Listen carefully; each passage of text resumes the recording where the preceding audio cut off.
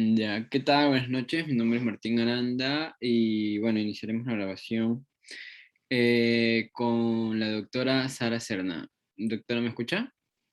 Hola, ¿qué tal, Martín? Buenas noches. Soy la doctora Sara Serna, médico general. ¿Qué tal?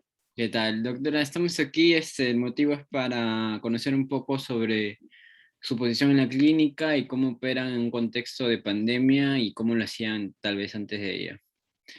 Comenzaremos con unas breves preguntas para poder ahondar más en el tema. En primer Ya. lugar, ¿cómo es el procedimiento de atención actual para pacientes ambulatorios o de consulta externa en la clínica donde usted labora? Actualmente en la clínica o en esta temporada de COVID, nosotros en la clínica hemos separado dos áreas, un área de emergencia general y un área de emergencia de triaje diferenciado, donde van los pacientes con síntomas respiratorios o a descartar que tienen COVID-19.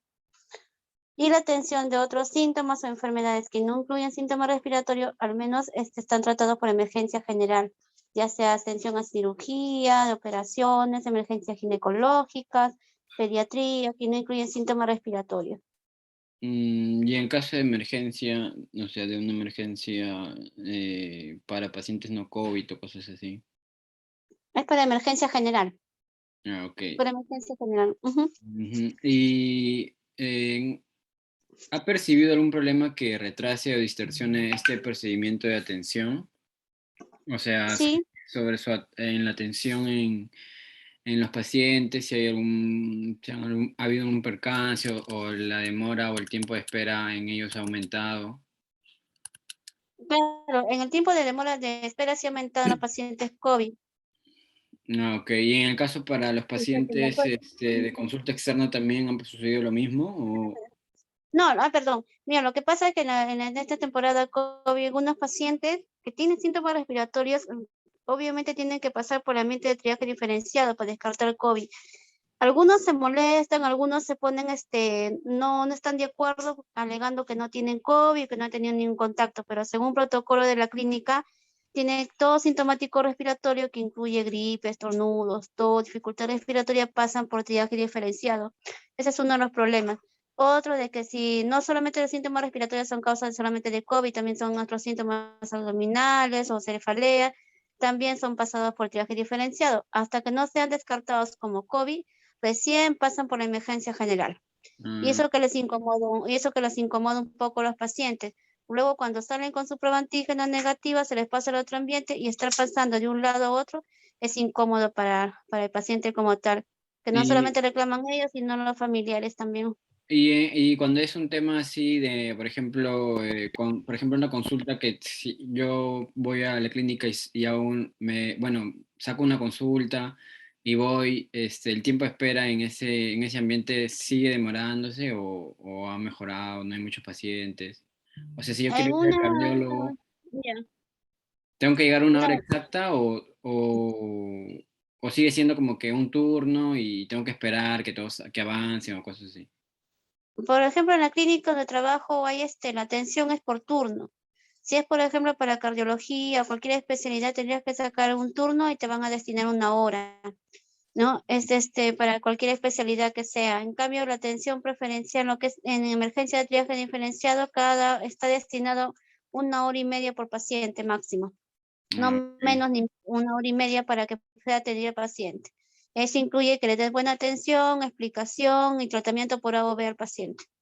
ok. ¿Y cuáles cree usted que son los puntos de mejora? Bueno, en este caso algunas debilidades, si se podría llamar de alguna manera, de la clínica donde usted labora con respecto a la atención de los pacientes que usted atiende. Si hay algún punto en que puedan mejorar tal vez en la atención, en tiempo de espera, o tal vez en las historias clínicas. Más que todo, yo pienso que deberíamos mejorar un poquito más el tiempo en atención al paciente. Cuando se ha visto en la temporada de las olas del COVID-19 en la afluencia del paciente, no se les aprendía a atender con más de una hora. La atención máxima era 20 minutos, 30 minutos por la cantidad excesiva que había de pacientes. Y antes de la prepandemia, también había un ligero retraso, había aglomeración de pacientes en espera. O sea, ¿también había una molestia por parte de ellos en el periodo de atención que recibían o no? No, pero eso dependía de cuánto paciente había, si no la atención era normal para todos, no A ver, dependía tanto, sino de la afluencia de gente nada más. ok, pero en algunas situaciones me imagino que sí había aglomeración en algunas áreas, ¿no? En algunas especialidades. Claro, por ejemplo, nosotros también teníamos, en el caso de triaje diferenciado donde yo laboro más, la demora, por ejemplo, era de que no había personal, que saquen una tomografía, o no había, por ejemplo, el personal adecuado para el laboratorio, y ahí eran las demoras. Por ejemplo, el paciente se demoraba porque una tomografía máximo entre la toma y el resultado, lo que debería demorar más 40 minutos, a veces demoraba 1 hora, 2 horas, 2 horas y media, se incomodaba. Una prueba antígena demora en salir máximo tus 20 minutos, demoraba 1 hora y también nos generaba problemas a nosotros que dábamos la cara al paciente, porque nos reclamaban, pues no, ¿por qué tanto demora? Que no sé qué, mira, ¿por qué se molestaban? Porque les poníamos, estaba expuesto más a un ambiente COVID, porque en un ambiente COVID, si bien es cierto, entran pacientes COVID, pacientes no COVID para descarte, y eso tenían el temor a contagiarse, el Ok. gran problema del área. Y en el tema del historial clínico del paciente, ¿ustedes lo tienen digitalizado, lo tienen en papel, en físico o cómo hacen con ello? Nosotros tenemos una historia de ingreso, que es una ficha de ingreso de funciones vitales, y luego pasamos al paciente a hacerle la pregunta, la anamnesis, que es el conversatorio con interrogatorio al paciente. Después de generar las órdenes que nosotros solicitamos de laboratorio, luego le ingresamos a un sistema. En el sistema digital, y nosotros llenamos la historia clínica, todo lo imprimimos y eso queda ahí para el archivo del paciente, sea nuevo o ya sea usuario. Ah, ok.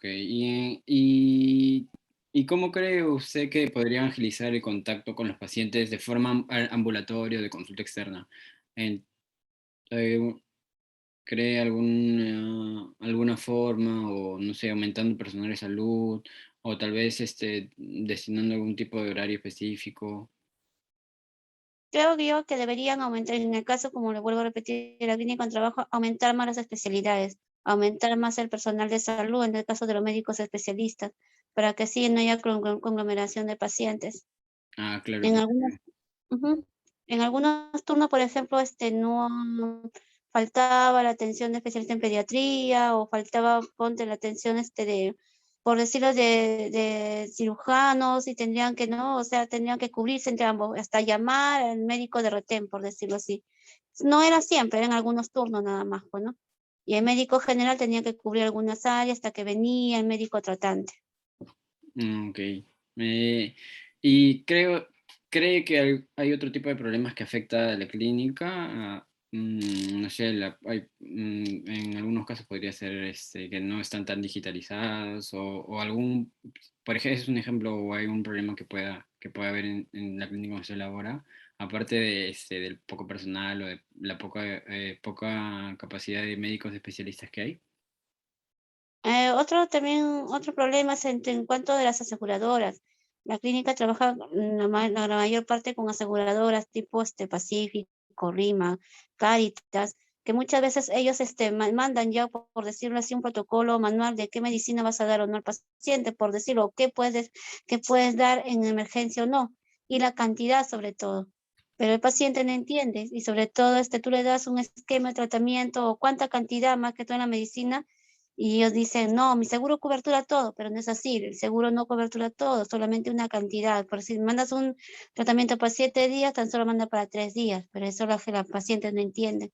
Y eso es otro problema que genera las aseguradoras, que no les dan buena explicación a sus pacientes, a sus clientes, pues, ¿no? Claro, y me imagino que hay un disgusto por parte de ellos porque tienen que pagar una suma de dinero adicional, ¿cierto? Claro, y se paga una suma adicional o un descuento para el personal de salud kinesiólogo, en caso de la clínica. Ah, no. Lo último no lo escuché, ¿me podría repetir? El Lo descuento. que pasa es que, por ejemplo, en el caso de algunos pacientes, bueno, no me ocurrió personalmente, pero en el caso de algunos pacientes que se les da una medicina que por A o B no lo cumple la aseguradora y tampoco el paciente lo va a pagar, recae sobre el personal médico o sobre el personal de salud quien indicó. O ¿Quién lo sea, eso genera descuento. quién lo introdujo al paciente o quién se lo dio al paciente? Algo así. Claro, o sea, si el médico le dio un medicamento que no, el seguro no lo cubre, el médico lo tiene que pagar. Ah, ok. Bueno, eso sería todo, doctora. Muchísimas gracias por su tiempo. Le agradezco mucho. Muchas Hasta gracias, luego. joven. Nos vemos.